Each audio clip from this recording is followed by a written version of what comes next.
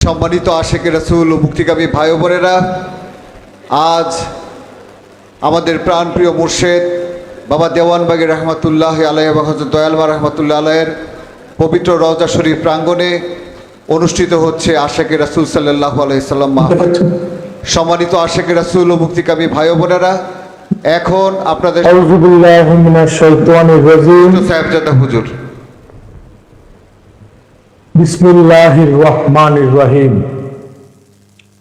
সর্বপ্রথম আমি গোলাম আমার মহান মুর্শেদ আখিরি জামানার শ্রেষ্ঠ মহামানব মোহাম্মদ ইসলামের একমাত্র মুর্শেদ বাবা দেওয়ানবাগীর পরশময় কদম মোবারকে শতকোটি সালাম এবং কদমবুতি জানাই। সেই সাথে কুতুবুল আক্তাব দুররে মাকনুন খাতুনে জান্নাত হযরত দয়ালমা রহমাতুল্লাহ আলাইহার পরশময় কদম মোবারকে শতকোটি সালাম এবং কদমবুতি জানাই। মহান মুর্শেদের সম্মানিত আওলাদদের প্রতি সম্মান জানিয়ে বিশেষ করে আজ আমরা জান্নাতুল মাওয়া দরবার শরীফে আমাদের জ্যেষ্ঠ সাহেবজাদা হুজুরের ওফাত স্মরণে আমরা আয়োজিত অনুষ্ঠানে আগত সমস্ত অতিথিবৃন্দ, আপনারা সকলে আমার সালাম গ্রহণ করুন। আসসালামু আলাইকুম ওয়া রাহমাতুল্লাহি ওয়া বারাকাতুহু। সম্মানিত আশেকে রাসূল জাকের ভাইরা, মহান মালিকের দরবারে লক্ষ কোটি শুকরিয়া জানাই, তিনি দয়া করে আমাদেরকে মহান মুর্শেদের আমাদেরকে সুযোগ করে দিয়েছেন মহান মুর্শেদের দরবার বাবে জান্নাতুল মাওয়ায় আমাদেরকে একত্রিত হওয়ার জন্য। সম্মানিত আশেকে রাসূল জাকের ভাইরা, আমাদের মহান মুর্শেদ বাবা দেওয়ানবাগী ওনার পুরোটা জীবন আমাদেরকে শিক্ষা দিয়েছেন কিভাবে আমরা আশেকে রাসূল হব, কিভাবে আমরা সর্ব অবস্থায় মুর্শেদের উপরে ইমানে কায়েম থাকতে পারব। সম্মানিত আশেকে রাসূল জাকের ভাইরা, আসলে আমরা যদি সর্ব অবস্থায় বাবা দেওয়ানবাগীর এই শিক্ষাটা নিজেদের মাধ্যমে, নিজেদের হৃদয়ে, নিজেদের জীবনে ধারণ করতে পারি, তবেই আমরা হতে পারবো সফলকাম। আমাদের মহান মুর্শেদ বাবা দেওয়ানবাগী তার অসংখ্য শিক্ষার মাঝে তিনি আমাদেরকে অসংখ্য শিক্ষা দিয়েছেন। সেই অসংখ্য শিক্ষার মাঝে তার উল্লেখযোগ্য চারটি শিক্ষা হচ্ছে আত্মশুদ্ধি, দিল জিন্দা, নামাজে হুজুরি এবং আশেকে রাসূল।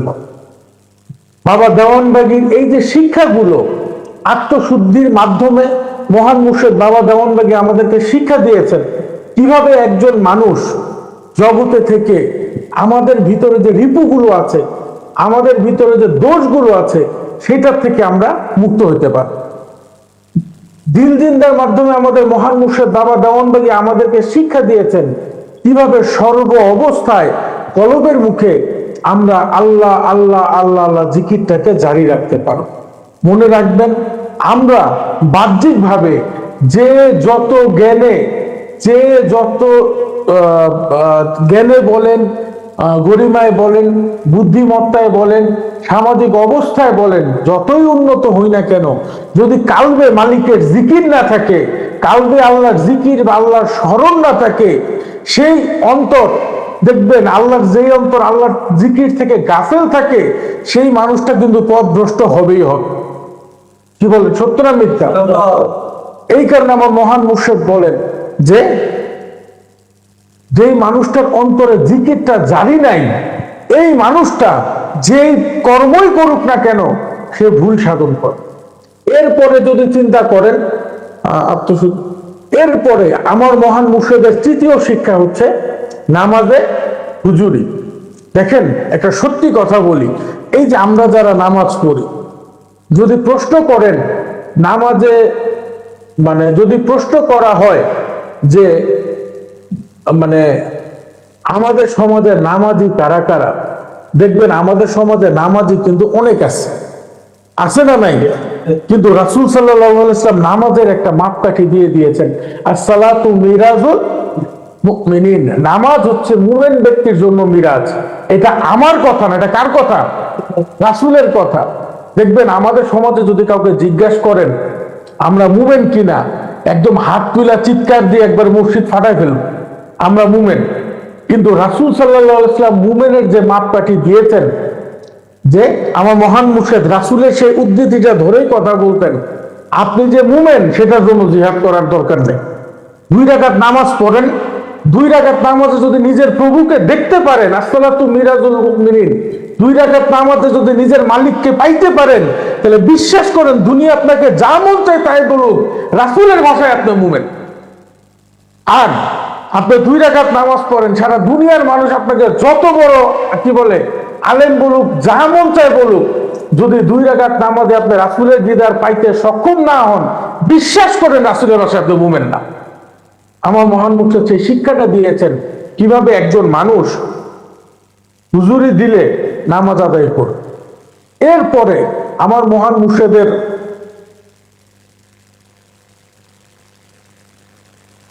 সর্বশেষ যে শিক্ষাটা, প্রধান 4টি শিক্ষার মাঝে সেই শিক্ষাটা হচ্ছে, আবারও বলি, প্রধান 4টি শিক্ষার মাঝে সর্বশেষ শিক্ষা।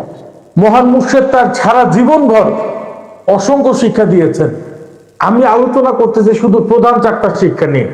মহান মুর্শিদ শুধু 4টা শিক্ষা শিখাইছেন বিষয়টা এরকম না, পুরোটা জীবনই আমাদেরকে শিখাইছেন। তো মহান মুর্শিদের উল্লেখযোগ্য আরেকটা শিক্ষা হচ্ছে আশেকে রাসূল হওয়া।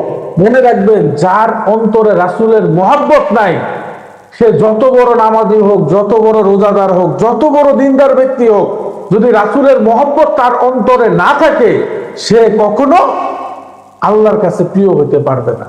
আর যার অন্তরে রাসূলের মহব্বত বিদ্যমান, যার অন্তরে রাসূলের ভালোবাসা বিদ্যমান, তাকে কি বলা হয়? কি বলা হয়? আর আশেকে রাসূল হওয়ার শিক্ষাটাই আমার মহান মুর্শিদ বাবা দেওয়ানবাগী আমাদেরকে দিয়েছেন। তা আমি আজকে এই বিষয়গুলো একটু এই কারণে আলোচনা করতেছি, আজকে অনেক নতুন মানুষ আসছে, বিশেষ করে আমাদের জাকের বোনরা আসছেন, আমাদের অনেক নতুন জাকের বোনরা আসছেন। তা আমি সবাইকে যে আহ্বানটা জানাবো, যে আমার মহান মুর্শিদের যে শিক্ষাটা, এই শিক্ষাটার মাধ্যমে আমরা যদি আশেকে রাসূল হতে পারি, নিজের আত্মাকে কি বলে, নিজের আত্মাকে সুনিয়ন্ত্রিত করতে পারি, কলবের মুখে আল্লাহর জিকিরটাকে জারি করতে পারি, আমরাই দেখবেন একটা সময় সফলকাম মানুষে পরিণত হোক। আর দেখেন আমাদের সমাজে দেখবেন অনেক সময় এই যে আমার মহান মুর্শিদ বাবা দেওয়ানবাগী সবসময় বলতেন যে আমাদের শরীরে কিছু অসুখ হয়, মাথা ব্যথা, পেট ব্যথা, জ্বর, এইটা সেটা, এরকম রোগ আমাদের হয় না। আমরা যখন অসুস্থ থাকি তখন দেখবেন কেউ ভালো কথা বললে আমাদের ভালো লাগে না। কি সত্য না মিথ্যা?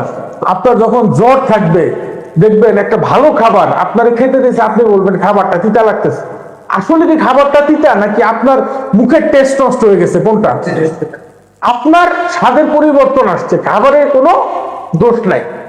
তো কথাটা এই কারণে বললাম, এই যে আমাদের শরীরের অসুখের কারণে যেরকম ভালো খাবার ভালো লাগে না, একইভাবে আমাদের আত্মা, যখন আমার মহান মুর্শিদ বলেন, একইভাবে আমাদের আত্মাও বিমারগ্রস্ত হয়।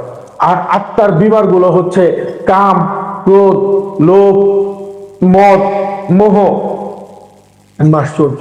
এই কাম রিপুর কারণে আমরা ব্যভিচার, জেনার মতো কাজ করি। তারপরে ক্রোধের কারণে দেখবেন আমরা মারামারি, এমনকি খুন পর্যন্ত করি না। লোভের কারণে আমরা চুরি, ডাকাতি, রাহাজারি করি না। তারপরে মনে করেন মোহর কারণে আমাদের দেখবেন যে অহংকার বিদ্যমান হয়, দাম্ভিকতাটা। তারপরে মদের কারণে অহংকার হয়, মোহর কারণে আমাদের মদের কারণে আসে অহংকার। আর মোহর কারণে দেখবেন আমরা সবসময় এটাকে কি বলে, যে সবসময় এটা আমার করি, যেটাকে আমরা বলি যে জগৎ প্রেম বা জগতের মোহে আবৃষ্ট হয়ে থাকা। আল্লাহকে ভুলে আমরা জগতের মোহে আবৃষ্ট হয়ে হচ্ছে মোহের কারণে। আর মাশ্চর্য, যার কারণে হচ্ছে মানুষের মধ্যে হিংসার জন্ম নেয়। এই যে দেখবেন আমাদের মধ্যে প্রায়শই অন্যের একটা ভালো জিনিস দেখলে, আরেকজনের একটা ভালো জিনিস হইলে আমাদের কিন্তু এটা ভালো লাগে না, লাগে। আসলে আমি ওই দিনও বলতেছিলাম যে আসলে মহান মুর্শিদের কদমে এসে মহান মুর্শিদ দয়া করে বাবা দেওয়ানবাগীর কদমে থেকে একটা জিনিস অন্তত বুঝতে পারছে যে আল্লাহ দয়া করে আমার তকদিরে যা রিজিক রাখছেন, আল্লাহর কসম তার থেকে একটা চালও আমি বেশি খেতে পারবো না। পারবো? আর সারা পৃথিবীর মানুষ আপনাকে হিংসা করে, আপনার তকদিরে আল্লাহ যা রিজিক আছে তার থেকে একটা চাল কেউ কমাইতেও পারবে না। তাইলে এই যে হিংসার মধ্যে বার্ন হয়ে পুরে জ্বলে পুরে আমার আপনার লাভ করতে পারবো, কোনো বেনিফিট নেই। একটা হিংসা নিয়ে একটা গল্প বলি, একটু হাসির গল্প। এক লোক, দেখেন আমরা কিন্তু ওই যে যেটা বললাম অন্যের ভালো দেখলে আমাদের জ্বলে। এক লোক এক সাধকের, মানে তার এক বন্ধু আছে, তার বন্ধুর যা যা ভালো হয় এটা দেখতে তার ভালো লাগে না। তো সে কি করছে, এক সাধক খুঁজে বাইর করছে যার কাছে গেলে দোয়া কবুল হয়। তো সাধকের কাছে গিয়ে বলছে, এটা কিন্তু একটা গল্প। তো সাধকের কাছে গিয়ে বলছে যে হযরত আমার একটু দোয়া করে দেন। যে কি দোয়া? ওই যে আমার যে বন্ধু আছে ওর জীবনে যা যা হয়, ওর যা হয় আমার জন্য ডাবল করে হয়। সাধক বললেন, বাবা দেখো সব সময় এই জিনিস তোমার জন্য মঙ্গল আনবে না। না, আমি এত কিছু বুঝতে চাই না। ওর ভালো দেখলে আমার কষ্ট হয়, এখন আমার এমন দয়া করেন যাতে ওর একটা হলে আমার ডাবল করে হয়। বলে আবার তারা বলছে, বাবা দেখো এটা কোনোদিন তোমার জন্য মঙ্গল হবে না, এটা খারাপ হইতে পারে। আমি এত কিছু বুঝি না, চাইছি দিতে হবে। আচ্ছা, যেমনটা তুমি চাও, কিন্তু মনে রেখো তোমার জন্য মঙ্গল হবে না। সত্যি সত্যি দেখেন কিছুদিন যাওয়ার পরে দেখে যে তার বন্ধু একটা বাড়ি বানাইছে। আল্লাহর কিছু যদি আল্লাহ দোয়া করছে, আল্লাহর কি ইচ্ছা, কয়েকদিন পরে সে অলৌকিক ভাবে 2টা বাড়ি বানায় ফেলেছে। কিছুদিন পরে দেখে যে তার বন্ধু একটা গাড়ি কিনছে। সে অলৌকিক ভাবে কেমন লটারি মটারি পাই সে 2টা গাড়ি কিনা ফেলেছে। সে তো খুব খুশি, ওই যে বলছে ওর যা হয় আমার ডাবল। কয়েকদিন পরে হয়েছে কি, বন্ধু রাস্তাতে যাইতেছে, হঠাৎ করে চোখের মধ্যে ইট পড়ে একটা চোখ নষ্ট হয়ে গেছে ওই বন্ধুর। কিছুদিন পরে 2টাই চলে গেছে। ওই যে বলছে ডাবল। এখন গলি আল্লাহর পা হচ্ছে, আমারে মাফ করেন, আমি তো 2 চোখে দেখি, এক চোখ থাকলেও তো দেখতাম, আমার তো 2টাই গেছে। এই কারণে বললাম, হিংসায় আমার তকদিরের থেকে একটা রিজিক না আপনি নিতে পারবেন, নাকি আপনার তকদির থেকে একটা রিজিক আমি নিতে পারবো। কিন্তু এই যে মনে করেন শব্দটা কি বলে, অন্তদহন, নাকি এই যে আপনার ভালো দেখে যে আমার অন্তদহন, এর থেকে খারাপ আর কিছু নেই। তো এই কারণে এই যে রিপুগুলা, আমরা যদি কাম, ক্রোধ, লোভ, মদ, মোহ, মাশ্চর্য, এই রিপুগুলাকে আমরা যদি পিউরিফাই করতে না পারি, তাহলে দেখবেন আমরাই একটা সময় খারাপ পথে, আমরাই একটা সময় কষ্ট পাব। এই যে রিপুগুলো আমাদের ভিতর, যে রিপুগুলো আছে, দেখেন কিছু মনে করি না, মনে করেন আপনি আজকের থেকে একটা কথা না বলে, আমি নাম বলবো না, এটা বেশি দিন আগে না, এই তো কিছুদিন আগের কথা, যে একটা লোককে দেখলাম, অনেক পুরান প্রবীণ লোক। তো দেখে কি অবস্থা, কেমন আছে দেখি। তো পাশের থেকে আরেকজন বলতেছে, আমাদের এলাকার পরিচিত অনেক পুরান প্রবীণ মানুষ, দেখে সালাম দিলাম, কেমন আছেন এই সেই। তো পাশের থেকে আমার একজন বলতেছে, এটা চিনছেন? আমি বললাম যে হ্যাঁ চিনছি তো, অনেক আগে। ওই যে মনে আছে আগে যে গরু টরু চুরি করতো, কথাটাই বলছে যে মনে পড়ছে যে আগে যে মানুষের গরু ছাগল মুরগি চোরা ছিল, যে চুরি করতো, মনে পড়ছে এটা দেখা। আমি চিন্তা করে দেখলাম সে চুরিও ছেড়ে দিছে 20 বছর আগে। যারে নিয়ে মন্তব্যটা করা হয়েছে সে চুরিও ছেড়ে দিছে অলমোস্ট, মানে আনুমানিক তো বলতে পারি না, তাও হবে 18-20 বছর তো হবেই। চিন্তা করলাম যে সে 20 বছর আগে যে চরিত্র ছাইড়া দিছে এখনো বদনাম ক্যারি করে। এখন কিন্তু একদম ভালো মানুষ, নামাজ টামাজ পড়ে, মনে করেন আবার মানুষের উপকার করে। এখন আমি ব্যক্তিগতভাবে তাকে চিনি, তো এখন খুব ভালো মানুষ। কথাটা এই করে বললাম, হযরত আলী রাদিয়াল্লাহু আনহু বলছেন, যৌবনের তাড়নায় পাপ করো না, কারণ একটা সময় যৌবন মিটে যাবে কিন্তু পাপটা রয়ে যাবে। আমার কথাটা মনে পড়লো যে এই লোক যে অন্যায়গুলো করছিল সেটা কিন্তু তার 20 বছর আগে যৌবনের কথা। তার যৌবন নাই, এখন মুখে কি বলে সাদা দাড়ি হয়ে গেছে, চাপা চুপা ভেঙে গেছে, বুড়ো হয়ে গেছে, কিন্তু তার যৌবন মিটে গেছে, যৌবনের পাপটা এখনো বিদ্যমান। আমাদের সমাজে এরকম হয় না? হয় না? মনে করেন একটা লোক অনেক আগে নেশা করতো, একটা লোক অনেক আগে চুরি করতো, একটা লোক অনেক আগে ডাকাতি করতো, এখন একদম ভালো হয়ে গেছে। আপনাদের এরকম দেখছেন না? ওই লোকটাকে দেখলে এখনো মানুষ কয় শেষ বয়সে ভালো হয়েছে, যৌবনে কাজটা খারাপ ছিল। তো এই যে দেখেন, সে হয়তো ভালো হয়েছে কিন্তু তার কর্মটা কিন্তু তার পিছনে তারা করে বেড়াইতেছে, তার একটা ভয়ঙ্কর অতীত যেটা এখনো তারে ছাড়ে নাই। কথাটা এই কারণে বললাম, এই কারণে আল্লাহ রাসূল বলছেন যৌবন হচ্ছে নিজেকে পরিশুদ্ধের উত্তম সময়। যেই ব্যক্তি যৌবনের সময় নিজেকে পরিশুদ্ধ করতে পারে, যৌবনে যে যাকে নিয়ন্ত্রণে রাখতে পারে, সেই ব্যক্তি দেখেন বৃদ্ধ বয়সেও সেই সুনামটা অর্জন করে। পরিষ্কার না? পরিষ্কার না? কিন্তু আমাদের সমাজে আপনি যদি রাসূলের ধর্মটা চিন্তা করেন, হযরত রাসূল সাল্লাল্লাহু আলাইহি ওয়াসাল্লামের কাছে সবচেয়ে বেশি সাহাবীদের সংখ্যা ছিল যুবকদের, নাকি? বাবাজান একদিন আমরা বাবাজান একবার না একাধিকবার আলোচনায় বলছেন রাসূলের রাসূল যখন মক্কা থেকে মদিনায় হিজরত করলেন, সেই সময় কি বলে, রাসূল যখন মক্কা থেকে হিজরত করলেন কত বছর বয়সে? 52 বছর বয়সে। সেই সময় রাসূলের সাহাবীদের মধ্যে সবচেয়ে প্রবীণ সাহাবী কে ছিল? আবু বকর রাদিয়াল্লাহু আনহু। তার বয়স এসে রাসূলের যদি 52 হয়, ওনার 51, নাকি? আর আমাদের সমাজে কিন্তু 51 বছর কিন্তু মোটামুটি মিডল এজ ধরা হয়। আর রাসূল সাল্লাল্লাহু আলাইহি ওয়াসাল্লামের কাছে যে সাহাবীরা ছিলেন তারা অধিকাংশ ছিলেন যুবক প্রবীণ। তো এই কারণে বললাম, যুবক বয়সে যদি আমি আমার নফসকে নিয়ন্ত্রিত করতে না পারি, বৃদ্ধ বয়সে এর দ্বারা কষ্ট পাওয়া ছাড়া, লাঞ্ছনা পাওয়া ছাড়া ভাগ্যের ভালো কিছু নেই। কারণ দেখেন, এই কথাটা সবসময় মনে রাখবেন, আপনি যখন এইজ হবে, আপনি যখন বৃদ্ধ হবেন, তখন আপনার হাত, আপনার পা, আপনার শরীর পাক করার মতো অবস্থায় থাকে না। থাকে? দেখবেন বৃদ্ধ মানুষে ধৈর্য বসার লাগে, শোয়ান লাগে, এমনকি লজ্জার পিছনে বাথরুমে পর্যন্ত তারা ধরে নিয়ে যাওয়া লাগে। তো ওই অবস্থায় আপনি পাপ করবেন কি? তখন আপনি কি ঝগড়া করতে পারবেন? মারামারি করতে পারবেন? কামড়িপুর তাড়নায় কোনো বাজে কাজে জড়াইতে পারবেন? কিছুই করতে পারবেন না। তখন তো নিজের জান নিয়ে কুলাইতে পারবেন না। কিন্তু ওই অবস্থায় আপনার যৌবনের পাপগুলাকে যদি নিয়ন্ত্রিত না করেন, ওই অবস্থায় আপনার লাঞ্ছনা ছাড়া আর কিছু থাকবে না। তাই আমরা যেন একটা সম্মানের জিন্দেগি, দেখেন একটা জিনিসকে, একটা ইংরেজিতে একটা প্রবাদ আছে, লিভ উইথ অনার, সম্মানের সাথে বাঁচো।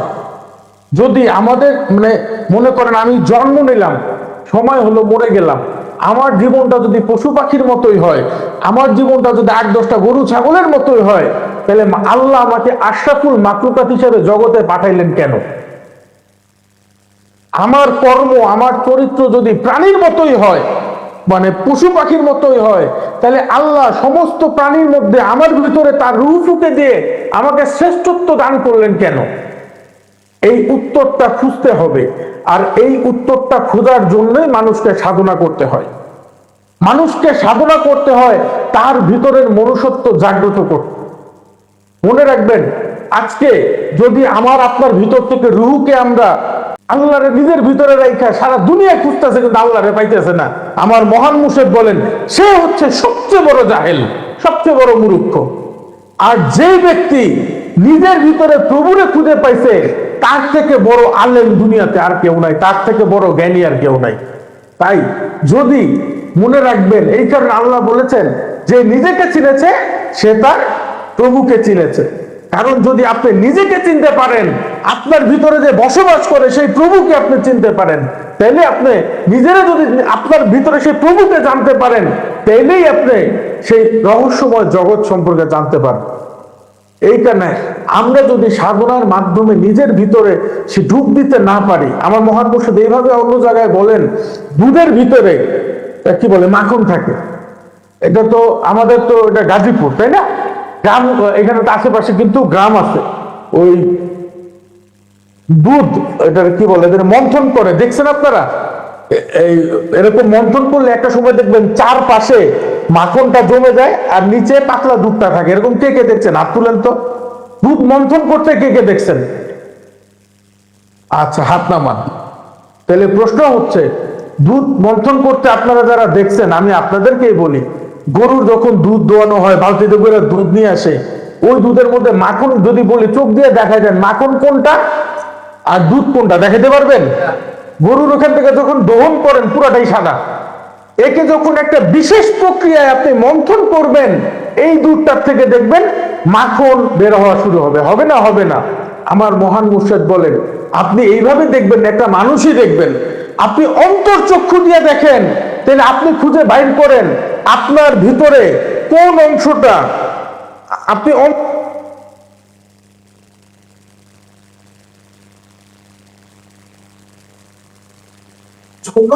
আপনার অন্তর্চক্ষু।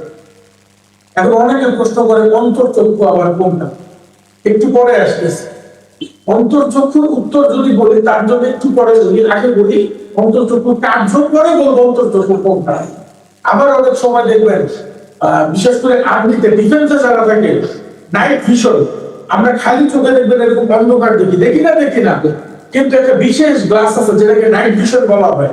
ওইটা আপনার চোখে সেট করলে দেখবেন অন্ধকারের মধ্যে প্রত্যেকটা অবজেক্ট, একটা মানুষের মধ্যে ইঁদুর পর্যন্ত দেখা যায়, জানেন এরকম? ওটা হচ্ছে একটা বিশেষ গ্লাস। আমাদের শরীরের মাঝে একটা বিশেষ চোখ আছে যাকে বলা হয় অন্তর্চক্ষু। যেই চক্ষু দিয়ে আপনি আল্লাহ রাসূল সবকিছু দেখতে পারেন। এই জাহেরিদের চোখ, এই যে চোখ, এই চোখের একটা লিমিটেশন আছে। এই যে গেট লাগাই রাখছি, এই গেটের ওই পারে কি আছে এটা জাহেরি চোখে দেখা সম্ভব, কিন্তু অন্তর চোখে 1000 কিলোমিটার দূরে কি আছে তাও দেখা সম্ভব। এখন অনেকে বলবেন যে অন্তর্চক্ষু আমরা পাবো বলি, এটা তো শুধু আল্লাহর থাকে। প্রত্যেকটা মানুষের অন্তর্চক্ষু থাকে, প্রত্যেকটা মানুষের অন্তর্চক্ষু ব্যবহারও করে, কিন্তু না জায়গা করে। আর বলি আল্লাহ না জায়গা করে, পার্থক্য। যদি প্রশ্ন করেন যে অন্তর্চক্ষু নাই কার কার, দেখবেন সবাই হাত তুলে বলেছে অন্তর্চক্ষু নাই। যদি প্রশ্ন করি স্বপ্ন দেখেন কে, দেখবেন আবার সবাই হাত তুলছে। তাহলে প্রশ্ন হচ্ছে যখন ঘুমায় থাকেন এই চোখ তো বন্ধ থাকে, থাকে না? তাহলে স্বপ্ন দেখেন কিভাবে? স্বপ্নটা কে দেখে? কোন চোখ দেখে? এই চোখ তো ঘুমায় থাকতে আপনাদের মধ্যে কেউ কি তাকায় ঘুমান আছেন? যদি কেউ তাকায় ঘুমান তাহলে হিসাব ভিন্ন।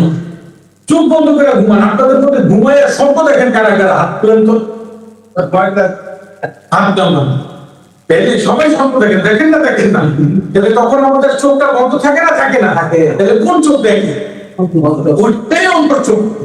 ওই জিনিসটাকে এই কারণে বলি যে ঘোরা যাওয়া আর স্বপ্নের মধ্যে পার্থক্য হচ্ছে মানুষ ঘুমন্ত অবস্থায় যাহা দেখে ওটা হচ্ছে তার স্বপ্ন। আর এই স্বপ্নটা যখন আপনি জাগ্রত অবস্থায় আপন কালকে স্মরণ করে চোখ বন্ধ করে দেখবেন, সেটা হচ্ছে অন্তর্চক্ষু বা মোরাকাবার দৃষ্টি, দিব্য দৃষ্টি।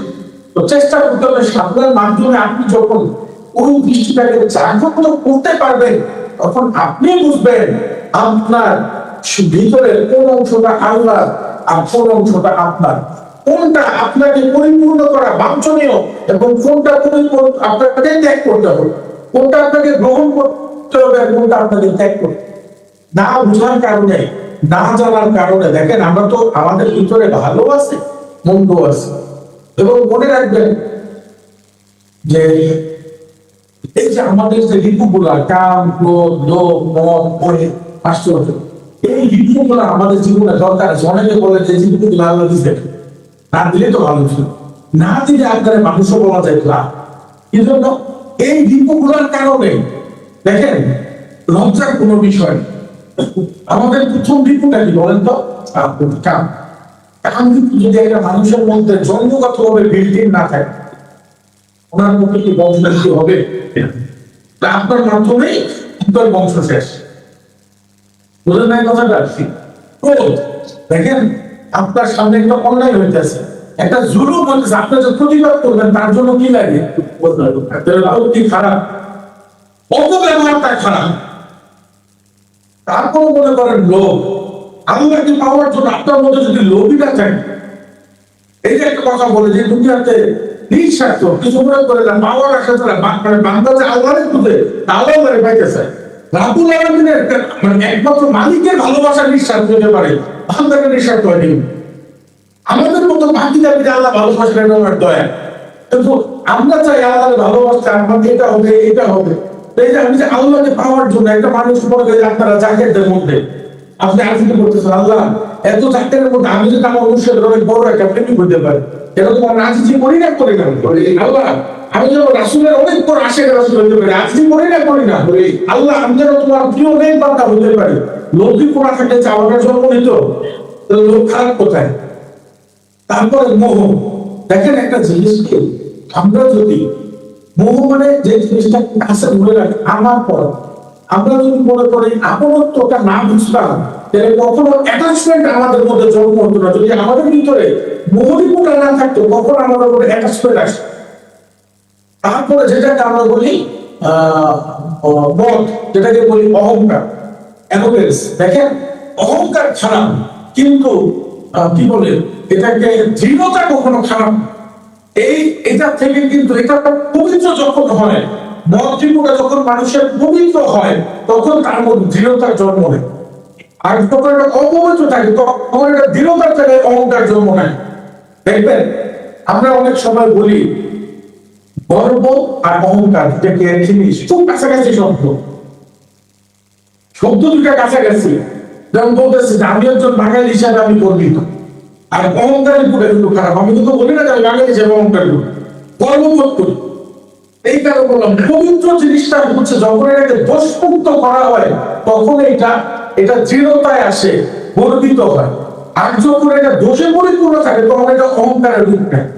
আর লাস্টে কি বললাম? মাস্টার্য। দেখেন একটা জিনিস কি, আমরা অন্যের ভালো দেখতে চলি, ও একটা ভালো কাম করছে, একটা গাড়ি কিনছে, ওইটা করছে ওইটা করছে, এটা না করে মাস্টার্য কোনো খারাপ দাম।